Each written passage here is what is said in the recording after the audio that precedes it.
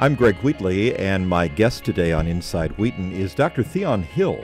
Dr. Hill is Assistant Professor of Communications here at Wheaton College, just finishing, as we sit here today, his first year, and almost literally, Theon, because here we are at the end of the semester, right? And just finished my last final exam of the semester. Welcome to Wheaton. Thank you. And I have to ask, how did the first year go? The first year went great. It was very busy, and I managed to tear my ACL in a basketball game during the semester. But life is good. I'm really enjoying my time here thus far. Mixing it up with President Riken in that game? Not yet. I think he's dodging me a little bit, you know. Well, you're off the crutches, I see. So exactly. that's good news. I want to talk a little bit about one of your specialties, and I'm just going to frame it the way it's framed on your website, and I'm going to leave it to you to sort of unpack it for us. Sure. The relationship between rhetoric and social change, which sounds really academic. Yes, so, it does. Bring that down to the lower shelf for us. So in exploring the relationship between rhetoric and social change, we first need to understand something about rhetoric. We understand the world through words. So I didn't understand that the sky was blue until my mother labeled it as blue. So in a sense, our language creates a reality that we operate from. When it comes to rhetoric and social change, rhetoric functions to create or to raise opportunities that make social change possible. So if you look at various historical movements like the antebellum movement, women's rights movements, civil rights movement, any movement, it's going to say this is how the world should be, and that articulation or that statement makes change possible because it challenges us to think differently about the world. Are there some things about that, Theon, that resonate with what we broadly call postmodern thinking? I mean, I'm hearing a little bit of echoes in there of a postmodern kind of outlook. It definitely can be postmodern. It can also be critical, it can be Marxist, it can be more old school status quo. So the postmodern element could come in when you're saying that there's not necessarily any universal Everybody creates their own reality. Exactly. Yeah. So when I say that it creates a reality or rhetoric functions to create a reality, I'm not necessarily saying that there's no objective reality. More I'm saying that we understand the world from a non-objective standpoint. Through a lens. We all have a lens that we're looking through. And Exactly. I know that you have thought a lot about the events in our country over the last, I guess, about 12 months now or so. It's been a while. Starting with Ferguson, I think, was sort of the tip of the iceberg, and then we've seen most recently the events of Baltimore. I want to talk to you both as a communications professor, somebody who's interested in rhetoric and social change, and as an African-American man who clearly has a special sense about this as well. Where do we begin? Let me take us back to last December when students here at Wheaton actually staged what I would call probably a small protest over the events of Ferguson. I think it was right at the moment where they had decided not to indict. It was somewhere right around like December 2nd or something along those lines. You joined that protest. Yes. And then I think subsequent to that also talked in a session here at Wheaton. Yeah. Talk about why you joined that. Talk about what the students were trying to do, the protests in general. Right. And I should be clear that I joined them for, they had a prayer vigil right before they marched. During their march, I had a class, so I wasn't able to follow through the whole thing. But the reason why I joined the students is that I felt like they were trying to draw attention to something that's important and something that, especially within evangelical circles, we may not talk about as much as we should. And in not talking about it, it hinders our testimony. And when we don't talk about issues of race or issues of poverty, what we're unknowingly saying to people is that God has nothing to say about this. And so for me, if I can lend my voice to saying, no, this is something that Christians should be concerned about, I want to do all I can to advance that knowledge. There is a sense, perhaps, tell me if you agree with this, that maybe another reason we don't talk about it is that we'd like to think in a sort of Pollyanna sort of way that we live in what some people are calling a post-racial culture. We're beyond that. We fixed that. It was bad in the past, but no longer. And I think a lot of, I would be careful, some conservatives and some Christians would want to think that way, right? Of course, especially with the election of Barack Obama and various other things, it's easy to say, we're in a post-racial society where race is no longer a barrier to success in America. But if you look at the nation in this day and age, that's just simply not the case. I mean, there's a reason why people are marching, especially in an environment where blacks are resulting in 65% of the arrests for illegal drug use, but they're only consuming about 12% of the drugs in the nation. Yeah. There's a problem when, if they can tell from my resume that I'm an African American, my chances of getting that job go down significantly. And so we're still saying that racism is different than maybe it was during the 60s with the Jim Crow laws. But there are still systemic forms of racism that go unnoticed. And I think the invisibility of those forms lead many to say that it doesn't exist. Yeah. Maybe we'll go back to Ferguson and some of the other things, but let me fast forward to Baltimore because that's fresh on our minds. And I think some people look at what's gone on in Baltimore, and they look at the protests leading up to the decision. Yeah. They look at the legal decision that basically said, look, we're going to arrest these police officers. Right. And then they look at follow-up protests, and they say, well, we're a little confused here. Isn't that the outcome that you protesters wanted? Right. Address that a little bit. I think especially with something like Baltimore, Ferguson, Staten Island, all of these cases, it's ignited a fire. Yes, Freddie Gray was what ignited the fire, but it's so much more than that. It's persistent forms of, oppression. It's having to be scared of the ones who are, supposed to be protecting you. And they're saying them being charged, while it's progress, it's not a holistic solution to the problem. I think Malcolm X often said, you can't stab a man in the back 9 inches, pull it out 3 inches, and celebrate progress. Yeah. And so there's still a discontent that needs to be addressed. Yeah. Speaking of seeing reality through various lenses, part of the thing we're dealing with, as you know, as especially a communications professor, is everybody's videotaping everything now. And so in some ways there's an accountability issue going on there. What that does raise as well, though, it seems to me, is that you can take two guys and have them look at the same video and come away with different conclusions depending on their framework, right, or their outlook, their lens. So talk about what we're seeing in some of these shootings we've been unfortunately witnessing. Are you convinced from what you've been able to see that these are not legitimate shootings, or is that too simple a way to phrase the question? It's, from my perspective, it might be a little simplifying. I think for many who've been sensitive to this issue, this is more of an opportunity for America as a whole to see that it's an issue, particularly white America. I didn't need Walter Scott to know that police brutality was an issue. I mean, you have, I'm trying to think of his name, but the brother in 2005 in New York who gets shot 50 times by the police.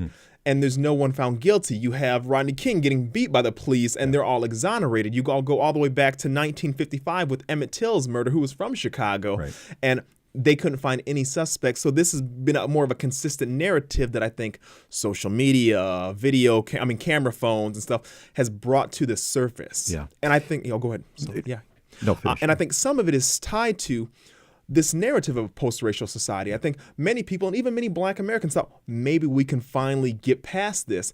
And I think you had the Trayvon Martin case, you had the Michael Brown, and all these. It just finally got to a tipping point, similar to what Langston Hughes says in his poem "Dream Deferred," where at some point it will explode. Yeah, let me take you back to O.J. Simpson. Yes, because in a sort of roundabout, maybe opposite kind of situation. To me, you're so young. What were you, 2 when that happened? No, I was. Well, here's a little tidbit. My father was actually one of the lawyers who was. He worked on the Chicago aspect of the case in terms of the different prosecution and defense. Actually, had my father do some of the subpoenas, so I'm very familiar with that case. I was about 9 or 10 at the time. Okay, well, I was a little older than that, so I remember it quite well. It seems to me, Theon, that in some ways our culture turned a corner in that trial. Yeah. In some of these same issues we're looking at, meaning perspective, perspectival, takes on things. So talk about what happened in the Simpson case. Some of us look at that and said, what? Wait a second. Right. Are you seeing the same evidence that I'm seeing? I would even say if you look at some of the popular films, I'm thinking of the Barbershop series in the black community, they even joke, everyone knows that O.J. was guilty. I don't think that necessarily means that they felt he should be found not guilty. In many ways, you see the sentiment, they can do this to us all the time and not get guilty. This is, in a sense, a little payback. Was there a payback there? Yeah, I think there was a sense of this is finally, we're getting justice the way that America defines it. Yeah. And I'm not saying that that's right, but I'm saying that was the sentiment with so many cases where we feel like we're being killed, we're being slaughtered, we're being oppressed, and no one cares, or we're not getting any justice. You know, I wonder if that worries you at all. When you look, are we in an era where it's increasingly difficult to just do pure justice because there is this sort of politics of justice? Some people, I think, would see the prosecutor, whose name escapes me in Baltimore, African-American woman. Yeah, Darcy, I believe is the one. Yes. And it's almost an automatic question to say, well, wait a second, is she unbiased here? Right. I'm not suggesting she is or isn't. Oh, no. I'm saying we're really in this quagmire of politics, aren't yes. we? Well, in some ways, I think the idea of an unbiased perspective is somewhat unrealistic. Sort of a myth, isn't it? Right. It's always, I mean, the idea of objectivity is somewhat of a myth. We're always going to have a particular lens through which we see the world. The question that we need to raise, and this is why we need to raise the questions about anyone. Does your bias prevent you from executing justice? Because in some ways, she may have a bias towards certain perspectives. She may not in that way. But her bias may enable her to see something that we don't see. Yeah. Because, I mean... And it doesn't mean it has to sway you to be unfair exactly. in the rendering of a verdict. Exactly. There's always space to ask those critical questions, but we can't just automatically assume because someone has a bias that they're not able to execute justice. Where's the church in all of this? So here we are, as Christians and in a Christian place of higher education. One would think we ought to have something to offer here that the broader culture doesn't have to offer. Yes, that's a great question. I think I go back to Albert Barnes, the 19th century Bible commentator or theologian. One thing he said about slavery was like slavery would not gain any sway in the society if it had not already found a foundation in the church. When we look at the church, we are one of the most powerful forces in shaping the culture. We challenge the culture or we reinforce the culture. When it comes to issues of race relations, what was said in the 60s remains true, that it's the most segregated place in America. And so we serve to reinforce certain status quo, certain norms. And I think if we would take a more active role in combating and standing together, we would have not only an opportunity to reshape the culture in a way that's more God-honoring, but we'd also have a greater opportunity to show this world what does it mean to be part of a body of Christ. And that's one of the things that we've undervalued throughout our history in the West. Yeah, talk about how a person might begin to do that. Yeah. If they're in a church, especially where realistically they're in the middle of 95% white population. Yes. Their church is probably not going to be right. very integrated without some extreme measures, right? Practically, what do you do? Practically, what I try to encourage my dear white brothers and sisters in this effort is, if your church, let's just say your church is 95% white, and your community is 95% white, okay, you're reflecting the diversity of the community. But even beyond that simple demographic, how much are you willing to make yourself uncomfortable to show love to your brothers and sisters in Christ? For many of us, as a society as a whole, but especially in the church, we're still operating from stereotypes of the ethnic other. Yeah. So when we think about this, I tell my friends, how many times have you been to a black church? How many times have you been to a Hispanic church or an Asian American church? How many times have you been in the spaces in which you're going to be a minority and you're forced to wrestle with difference? And they say, well, I would feel uncomfortable. I was like, what do you think it feels like for me at Wheaton? When the blacks are the lowest minority on Wheaton's campus. Right. So it's like, we still wrestle with this. Be willing to make that same journey that we do, because my time in white evangelicalism has positioned me, I can't stereotype everyone as racist. I can't stereotype everyone as this. I see issues in the culture as a whole, but I can't immediately look at you and say, oh, this is a white person. He must think of this, this, and this, because I have a lot of people who counter that narrative in my life. Yeah. Well said. On that score, Theon, what is it? This is probably a 2-hour question here, but what are we so afraid of? So when you really dig down under the surface of racism, and if we all begin to get to the point where we're honest enough to say, yeah, to some extent I have that in me, what is it? What's really motivating our fear or our distancing? In many ways, I think it's a misunderstanding of the image of God. And there's also a pride component. There's something in us because of our fallen nature that we want to feel like we're so good or we're so much better than someone else. And where does that become really easy? When we see difference, when we see this, well, that's different than how I do it. That's different than what I know. That's different than the way I've always done this. So we look down on people and we marginalize them. We situate them as that's a weird way to do it. And when we look down on people, that elevates our way. It's this ethnocentrism that really fosters this. And I think why that's so important is when we do that, when we take those steps, we rob people of the image of God. I remember as a young person, I would be at summer camp. And, a lot of people in the early 90s, mid 90s, rap music was the worst thing since Satan fell from heaven. Sure. And you'd have these preachers who would be saying things like, rap is nothing more than retards attempting poetry. And I was like, okay, you may or may not like the musical form, but don't delegitimize it. Don't look at it as inferior before you've taken the time to understand what they're saying. Yeah.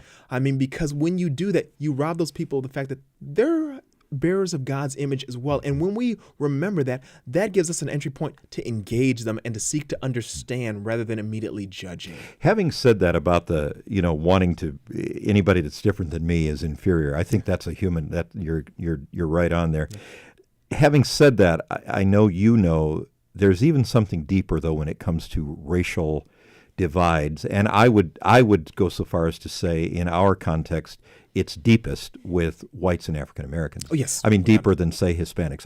Yes. That's my sense. So while I resonate with what you're saying, I want to push you one step further and say there's something more systemic, more evil about this than simply saying, well, I don't agree with how you do something. Right. When it comes to whites, white Americans and African Americans, and this is where I think the church has a powerful opportunity. It's not just that we're tied into this biological marker of difference. They're inferior to who we are.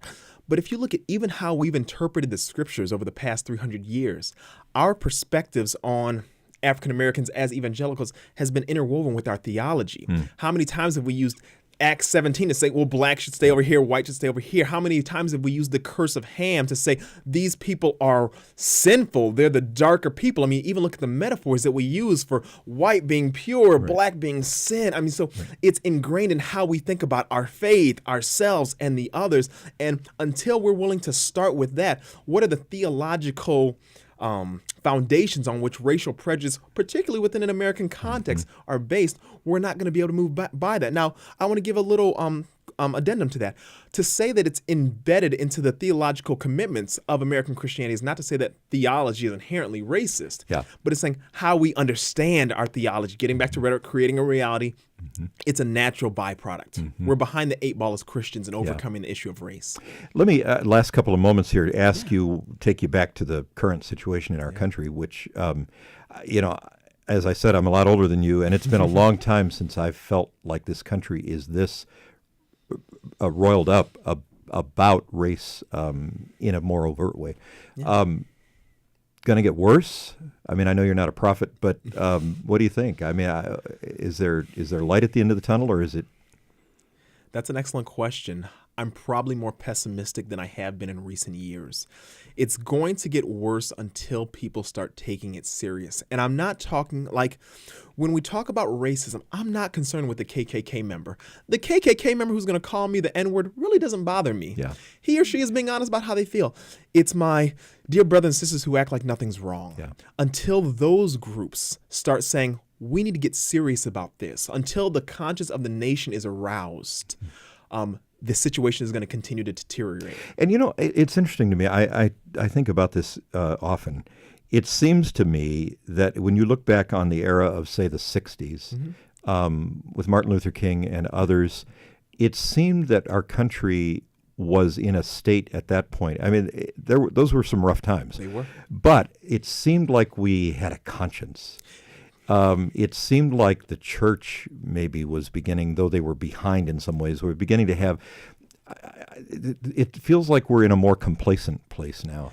You agree with that? We are, and I think this is where you see some of the postmodern disintegration of a sense of community. There was a sense back then that we're responsible for one another, that we have a responsibility to make sure that certain values, but we've gotten to the point when you can be Republican, you can be Democrat, you can be liberal, you can all these different factions and fragments, and whatever truth is to you, live it out as you see fit. And that's negated our responsibility to one another. We've lost a sense of community that would foster the kind of social change that I think we really need to see. And the question for the church is, can we facilitate the recovery of community? Yeah.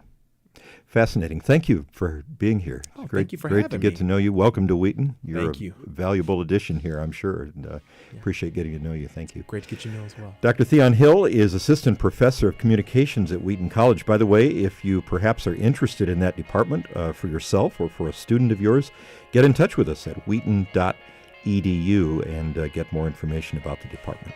For Inside Wheaton, I'm Greg Wheatley.